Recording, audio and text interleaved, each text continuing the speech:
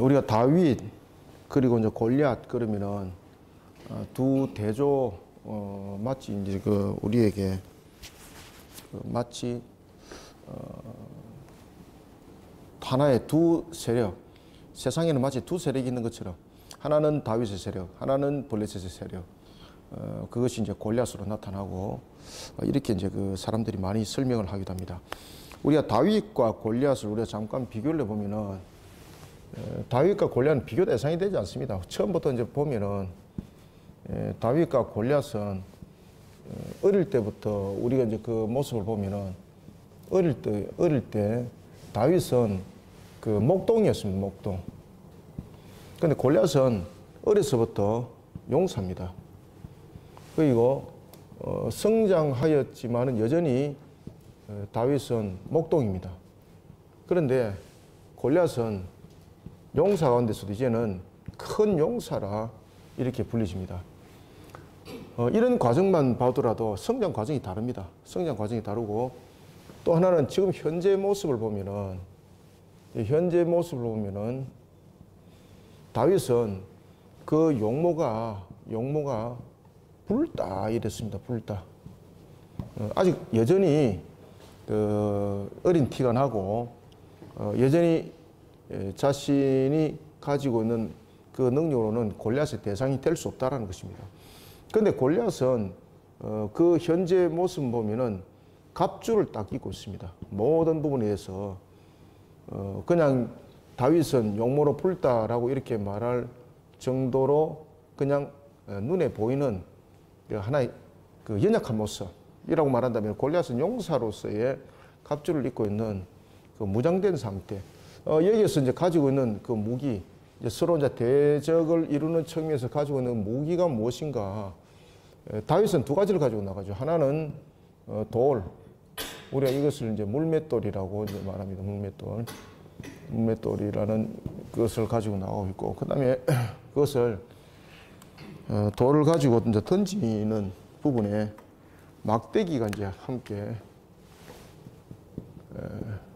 주어지고, 골리앗은 칼과 창과 그리고 단창이라는 뭐 다양한 무기를 가지고 있습니다.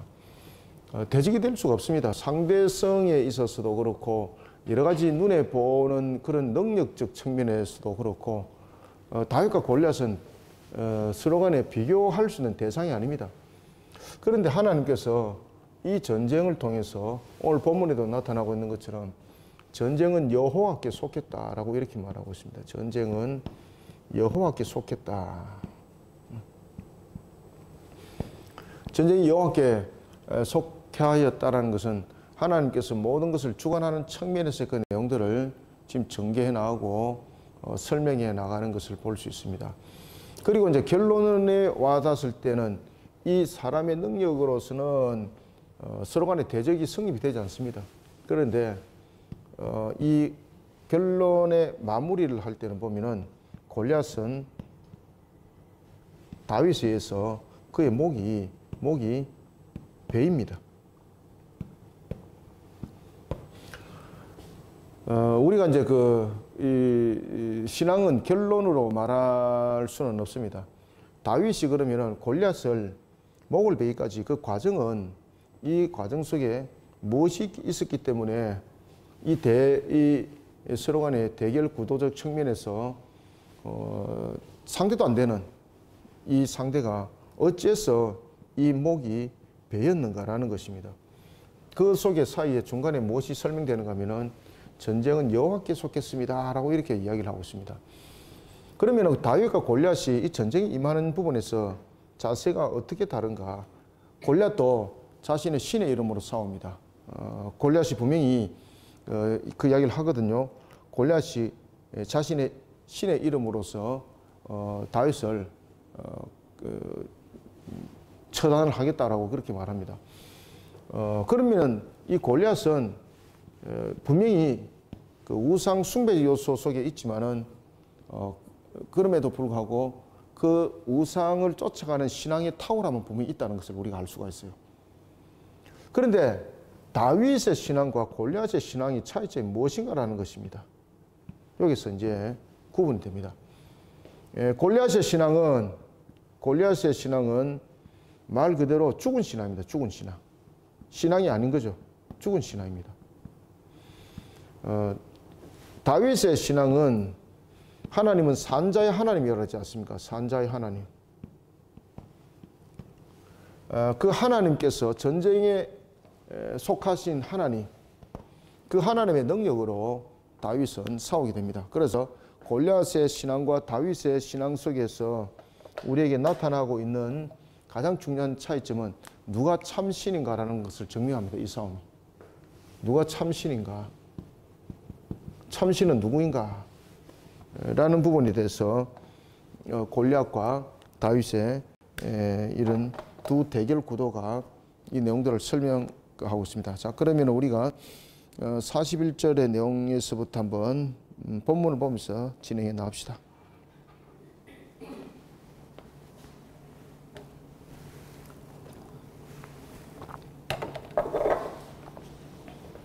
(41절) 블레셋 사람이 방패든 사람을 앞세우고 아주 그 골리앗은 주로 면밀합니다.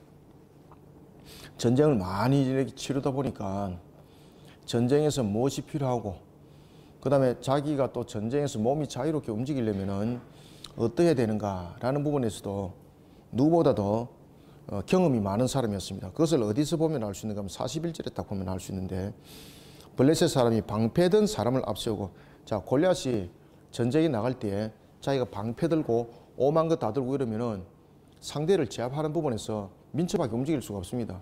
근데 오늘 딱 본문에 보면은 방패든 사람을 앞세운다는 겁니다. 특히 이제 골리앗은 약 한 3m 가까이 2m 90이 넘죠, 그죠? 3m 가까이 되는 그 몸을 방어를 하려면은 방패 또한 큽니다. 그러면은 이 방패를 움직이는데도 문제가 생길 수 있는 거죠.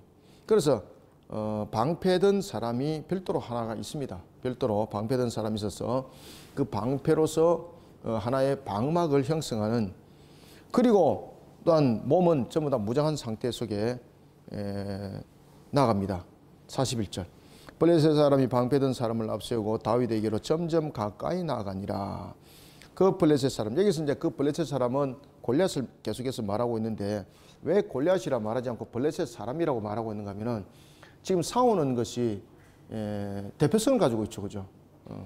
대표성을 가지고 있습니다. 그래서 이스라엘과 블레셋의 싸움입니다. 지금 이게 그 블레셋 사람이 둘러보다가 다윗을 보고 업신여기니 이는 그가 젊고 붉고 용모가 아름다움이라. 여기서 이제 젊고 붉고 용모가 아름답다는 것은 다윗의 용모가 여전히 어리다는 것을 말하고 있습니다. 어리다. 어린 티가 난다는 겁니다. 어린 티가 줄줄줄 난다는 이야기입니다. 젊고 붉고 용모가 아름다움이라. 블레셋 사람이 다윗에게 이르되 네가 나를 개로 여기고 막대기를 가지고. 그래서 이게 이제 덜 걷던 경우에 보면은 왜 덜깨라든지 뭐 이런 것들을 흩을 때 보면은 막대기 가지고 이렇게 흩지 않습니까? 그죠? 그 목동들이 이제 가지고 있는 막대기는 여러 가지 역할들을 해요. 그래서 지금 블레셋 사람인 골리앗이 그 이야기를 하는 겁니다. 다윗에게 이르되 네가 나를 개로 여기고 막대기를 가지고 내게로 나왔느냐 하고 그의 무엇을 신들의 이름으로 다윗을 저주하고. 그러니까 여러분 보시면은 골리앗이 그냥 단순하게 덩치만 큰 사람이 아니죠. 아주 그 우상 숭배적 요소적 측면에서 신앙도 탁월한 사람입니다. 이 사람 신앙도. 그런데 골리앗의 신앙은 어떤 신앙인가? 죽은 신앙이다. 그러니까 그 신이 능력을 발할 수가 없다는 것이죠.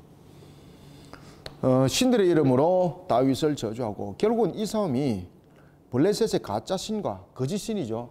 거짓 신과 이스라엘의 참신에 대한 영적 전투라는 것을 지금 암시하고 있습니다.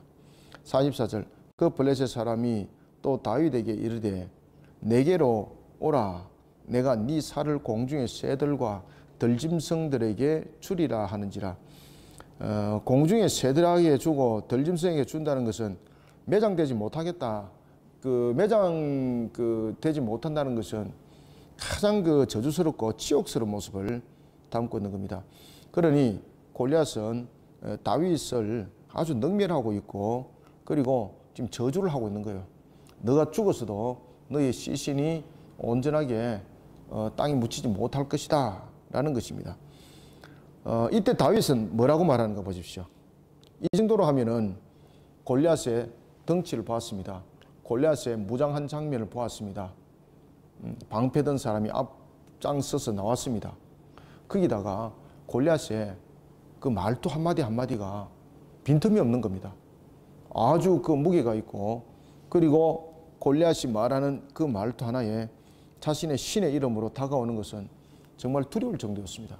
그런 그의 입을 통해서 말하기를 너의 살을 공중의 새들과 들짐승에게 주리라. 야, 이 정도 되면은 이거는 뭐 다윗이 그 말 그대로 오감이 저릴 정도로 그런 상태가 되어야 되는 것이죠. 그런데 다윗이 거기에 대해서 기가 죽지 않습니다.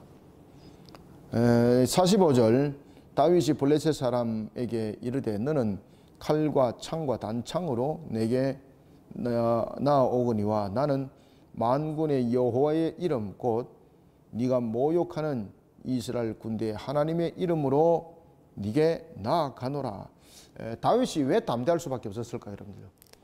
지금 다윗이 골리앗 앞에 선 다윗 굉장히 조건적 측면에서 그가 유리한 것은 아무것도 없습니다. 그런데 지금 다윗이 굉장히 오히려 담대하다는 것을 우리가 볼 수 있습니다.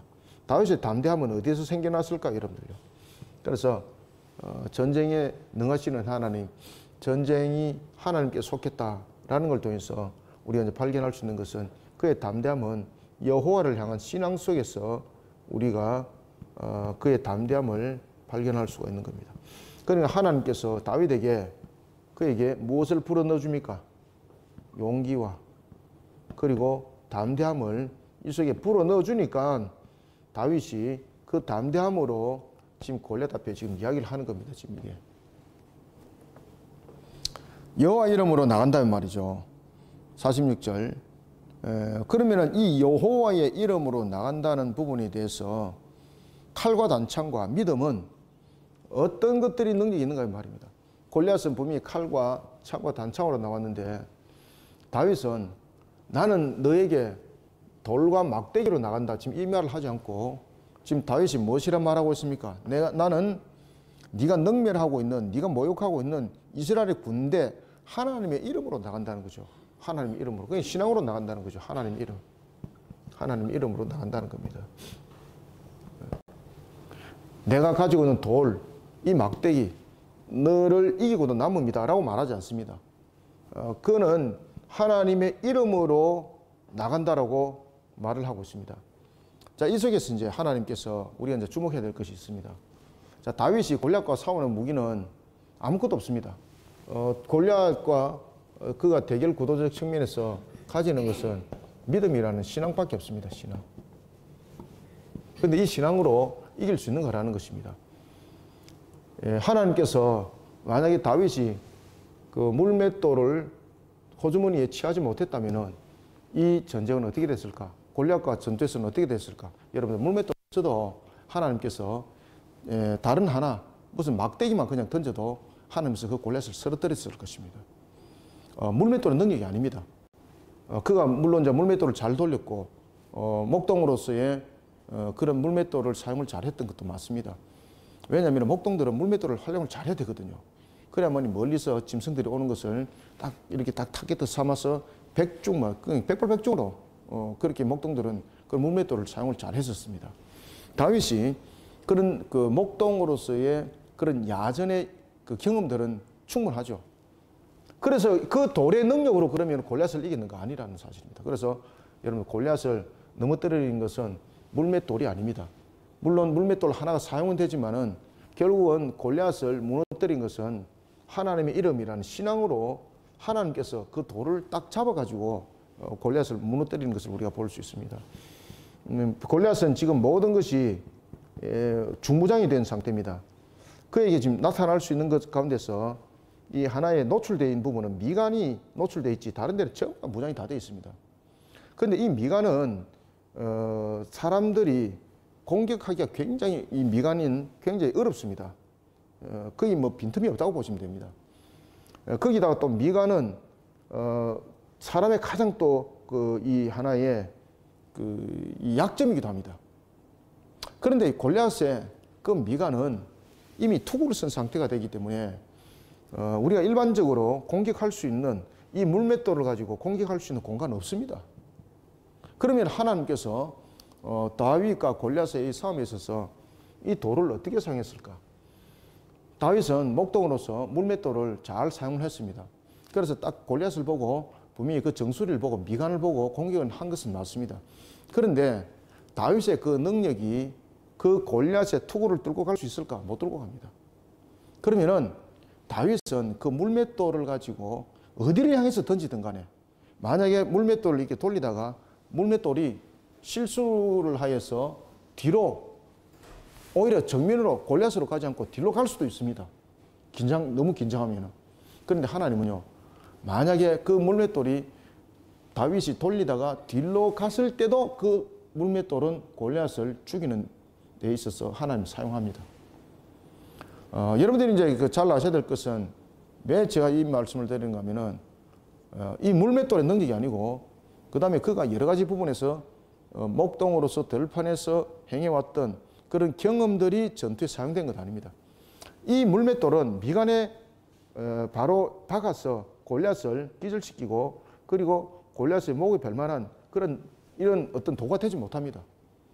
그러면은 왜 골리앗은 이 미간에 물맷돌이 박혔을까? 다윗이 물맷돌을 돌립니다. 그리고 빨리 달리면서 던집니다. 그때 하나님께서 이 돌을 딱 잡는 겁니다. 하나님께서 그 돌을 딱 잡아서 미간에 그대로 갖다 박아버리는 겁니다. 그러니까 골리앗은 그 돌 한 대를 맞고 실신해버린 거죠.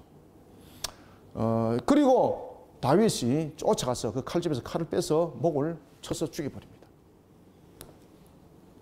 46절 오늘 여호와께서 너를 내 손에 넘기시리니 내가 너를 쳐서 네 목을 베고 블레셋 군대의 시체를 오늘 공중의 새와 땅의 들짐승에 주어 온 땅으로 이스라엘에 하나님이 계신 줄 알게 하겠고. 자, 여기서 잘 보세요. 골리앗은 다윗의 시체 한 구를 말했지만은 지금 다윗은 블레셋 군대 전체의 시체를 말하고 있습니다. 다윗은 골리앗과 블레셋 군대 전체에 살아계신 하나님께서 그 능력을 발하여서 그 시신들이 전부 다 짐승들의 먹거리로 주어지게 될 것이다. 여기서 단언하고 있는 겁니다. 야, 이런 담대함들이 여러분 어디서 생겨나겠습니까? 그렇죠? 이런 담대함들이. 여호와의 신앙에서 이 담대함이 생겨나는 것입니다. 46절, 47절 봅시다.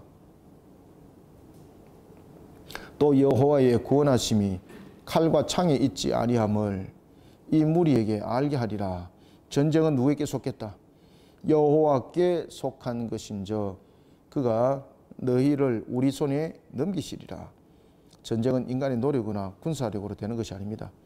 여호와 하나님의 섭리에 달렸다는 것이고, 그리고 무기의 능력이 있는 것이 아니라 하나님께서 이 모든 것들을 이기게 하시면은 그 능력에 의해서, 그 권능에 의해서 이 전쟁 승패는 갈라진다는 겁니다. 지금도 여러분 보시면 중동에 막 이런 전쟁들이 많이 지금 벌어지고 있는데, 이 전쟁은 우리 인류 속에서 가장 우리를 아프게 하는 것이 사실은 전쟁입니다. 전쟁이 있으면 안 됩니다. 이 전쟁이 일어났던 가장 큰 출발점들은 무엇입니까? 인간의 야욕, 죄로 인하여서 나타난 인간의 그 속성 속에서 나타난 그 야욕 속에서 여러 가지 부분이 점령이 일어나고 이 속에서 전쟁이 일어나는 것이거든요. 하나님은 전쟁을 즐기시는 분이 아닙니다, 여러분들요. 지금 여기서 이제 전쟁에 대한 부분들은 하나의 심판의 성격을 가지고 있는 겁니다. 우상 숭배자 블레셋을 향한 그러면서 이제 이 전투가 이제 벌어집니다. 다윗이 지체하지 않습니다. 48절 보십시오. 블레셋 사람이 일어나 다윗에게로 마주 가까이 올 때 다윗은 어떻게 합니까? 블레셋 사람을 향하여 빨리 달리며, 여기서 빨리 달렸다는 것은 두려움이 없단 말입니다. 두려우면 빨리 그 정면으로 갈 수 없습니다. 다윗이 두려움이 없다는 것은 원래 다윗이 성격이 좀 담대했는가? 그게 아닙니다, 여러분들. 하나님을 향한 신앙으로 세워지니까 하나님이 그를 용기 나게 하고 담대하게 하여서 골리앗 앞으로 달려가게 하는 겁니다. 골리앗의 여러분들 모습만 봐도 진짜 오금이 저리는데 모든 이스라엘 진영들이 골리앗의 모습만 보고 오금이 저려서 아무도 그 앞에 나서지 못했습니다. 그런데 다윗이 그 앞에 지금 빨리 달려갑니다. 그것은 지금 현재 굉장히 그의 몸이 민첩하게 움직였다는 것이고, 이 민첩함에 대한 부분들은 하나의 행위라고 말한다면은 그가 민첩함을 가질 수 있는 것은 바로 용기와 그런 담대함이 이 속에 함께 있다는 겁니다. 이런 용기와 담대함이 어디서부터 일어났겠습니까? 그렇죠. 신앙입니다. 신앙 안에서 용기와 담대함이 민첩한 행위로 이렇게 옮겨지는 겁니다.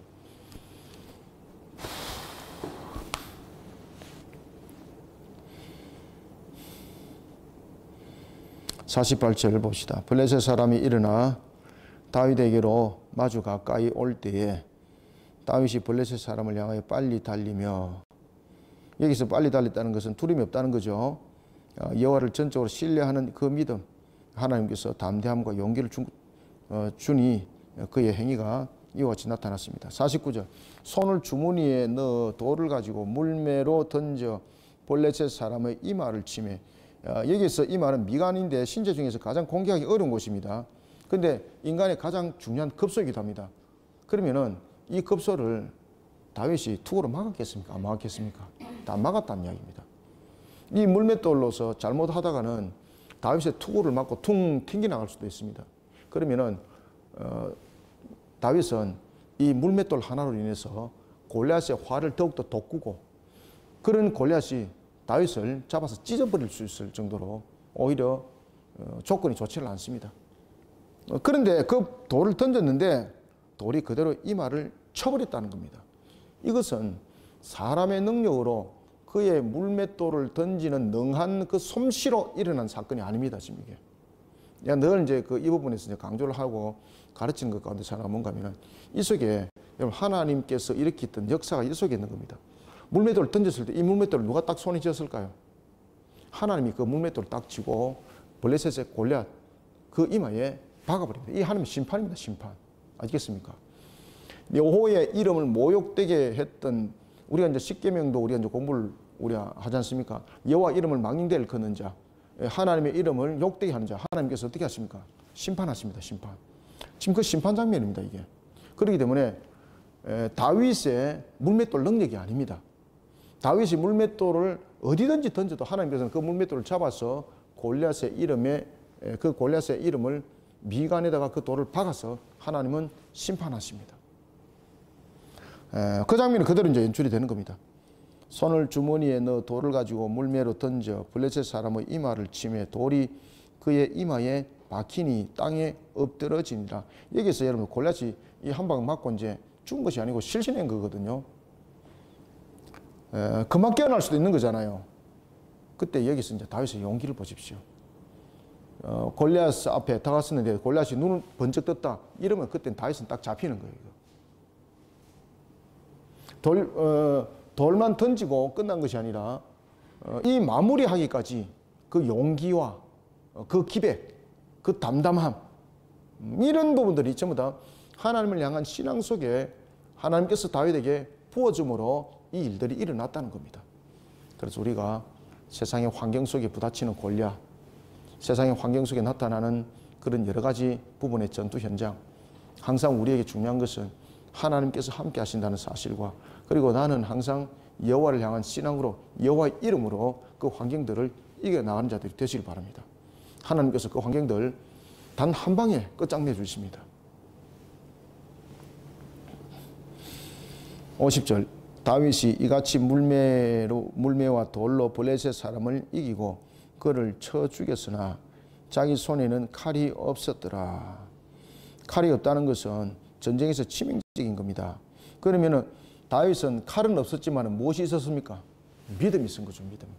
어떤 사람은 이런 이야기를 합니다. 다윗이 물맷돌을 몇 개를 가지고 있었을까요? 호주머니에 3개입니까? 5개입니까? 다 참 말도 안 되는 그저 바보 멍청이 같은 소리 하고 있습니다. 그러면서 그 물맷돌을 가지고 만약에 골리앗을 공격을 했을 때 골리앗이 넘어지지 않았다면 주변에 있는 사람들은 또 그 물맷돌을 가지고 공격을 하려고 했을 것입니다. 뭐 이런 말도 안 되는 그런 것들을 가지고 뭐 설왕설래하고 있는데 그런 것들은 여러분들 말도 안 되는 소리입니다. 물맷돌은 그 물맷돌은 5개, 10개 있을 이유가 없습니다. 단 하나만 있어도 되고 물맷돌이 없어도 골리앗은 심판입니다. 심판. 아시겠습니까? 다윗이 그냥 짝대기 하나만 던지고 짝대기 가지고 지푸라기 가지고도 이 전쟁은 이미 끝났습니다. 하나님께서 심판하시는 장면입니다. 이 장면은. 지금 다윗이 골리앗 앞에 대기하는 장면이 아닙니다. 이것은. 그는 신앙으로 섰지만은 하나님이 골리앗을 심판하는 장면입니다. 이 장면은.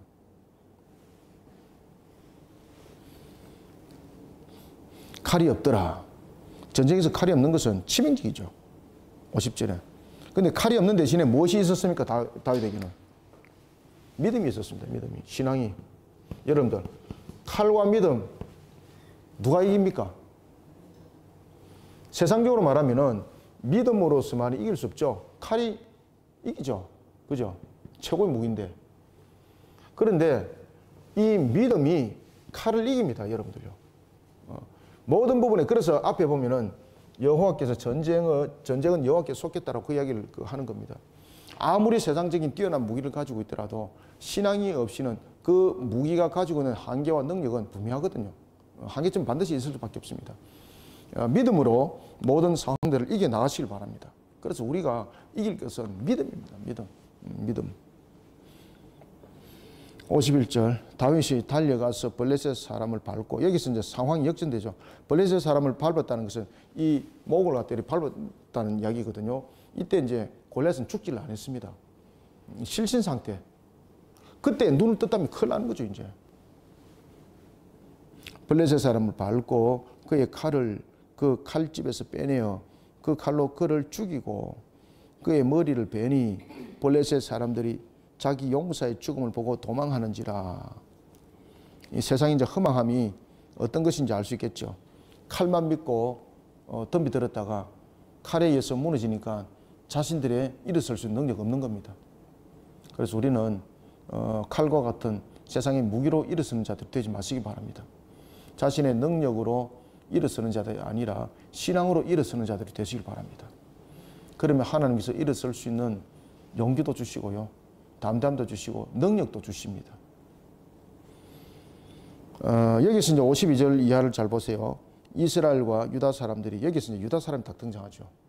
이것은 이제 뭔가면은 다윗의 승리로 인해서 앞으로 유다 지파가 이스라엘 전체의 장래를 책임지는 지파가 된다는 것을 이제 여기서 부각시켜 주고 있습니다.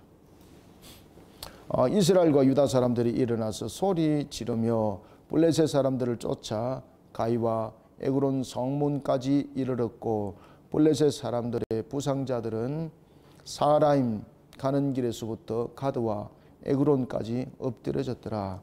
이스라엘 자손이 블레셋 사람들을 쫓다가 돌아와서 그들의 진영을 노략하였고 여기서 잘 보세요. 또 하나. 자, 이스라엘 자손이 블레셋 사람들을 쫓다가 돌아왔습니다. 끝까지 안 쫓아가죠. 그죠? 그러면 돌아와서 무엇을? 자, 얘들의 목적이 있습니다. 여기서 보면은 전리품입니다. 전리품. 그런데 여기서 하나님께서 허락하신 전리품이 있고 하나님께서 허락지 않은 전리품이 있습니다. 그런데 오늘 본문에 보면은 여기서 그들이 취한 전리품이라는 부분들에서 사용할 때에 합법적 전리품이 아니라는 것을 샬라라는 이 단어를 통해서 하나님께서 설명합니다. 이 부분들을 통해서 지금 무엇을 말하고 있는가 하면은 그들은 모든 부분에 대해서 이행해야 될 일들을 멈추고 지금 전리품을 취하기 위해서 돌아왔다는 이야기입니다. 지금 이 이야기는 어떤 이야기고 이 이야기는 무엇을 말하고 있는가 하면은 여호와의 전쟁이 지금 종결되지 않는 상태 속에서 지금 이들은 자신들이 얻을 수 있는 것에 관심을 가진 어리석은 모습. 이게 여전히 이스라엘 진영 속에 이런 모습들이 나타나고 있었다는 이야기입니다. 그때 다윗은 어떤 행동을 하는가 잘 보십시오.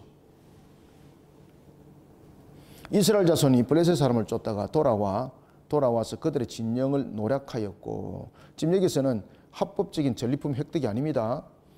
합법적 전리품이 아니라 불법적, 다시 말하면 합법적 전리품을 나타내는 샬랄이 아니라 불법적 약탈을 의미하는 샤사스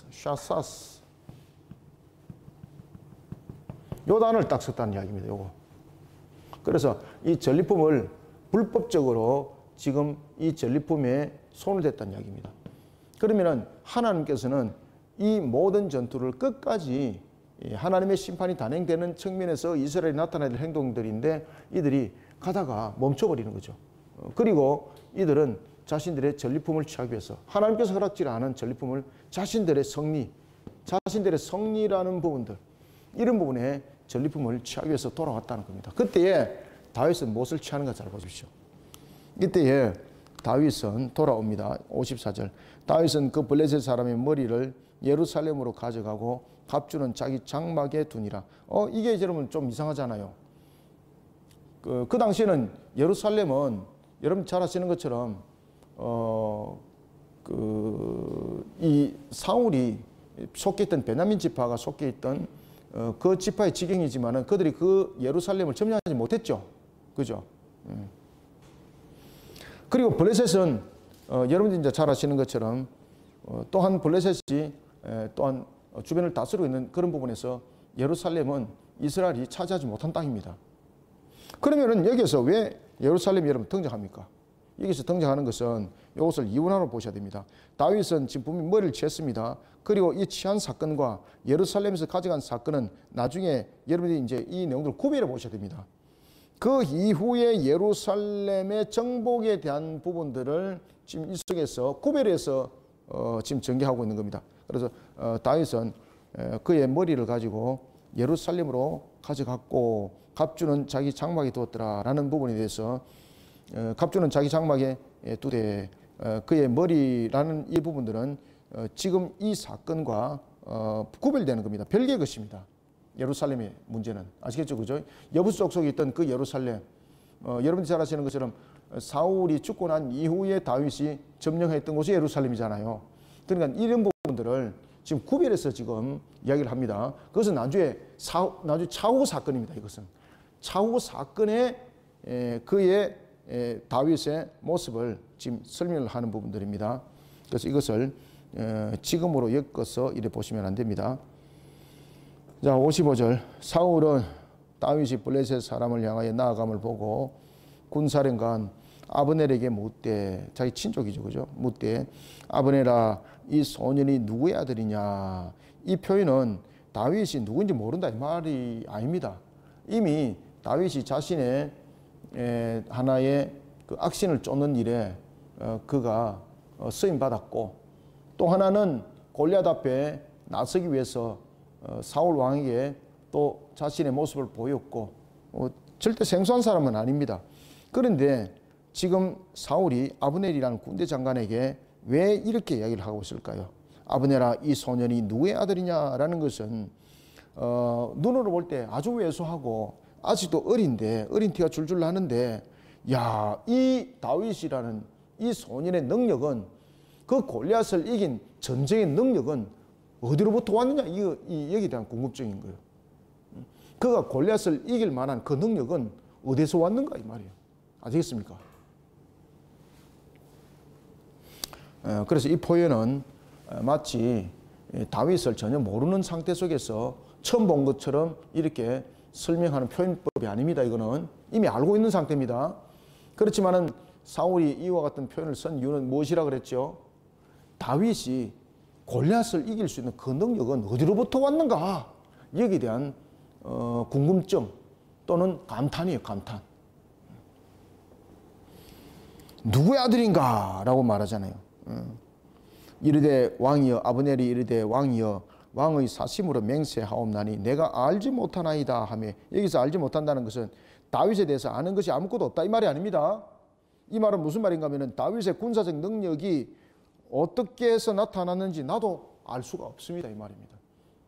근데 다윗의 그 능력은 어디로부터 왔습니까? 여호와를 향한 신앙으로 나온 거예요. 이게 하나님을 향한 신앙으로, 하나님을 향한 신앙 속에서 나온 능력이 그 불신 속에 있는 그들에게 그 당시에 하나님을 향하여서 온전하지 못한 그들에게 이런 신앙관들이 보이질 리가 없는 거죠. 56절 왕이 이르되 너는 이 청년이 누구의 아들인가 물어보라 하였더니 그 전까지는 다윗이 자신의 악신을 쫓는 일에 승김받았고 했지만은 그때까지만 해도 사울의 관심에 다윗은 크게 그 중심이 없었습니다. 그런데 이제는 골리앗을 이겨버린 겁니다. 그러니까 속된 말로 어린 아이에다가 그리고 엄청난 사건을 저질른 이 일들 정말로 감탄하는 거죠. 그러니까 이제 다윗에 대해서 세세하게 그 출신과 그가 어디에 누구의 집안인지를 이제 알려고 하는 거예요.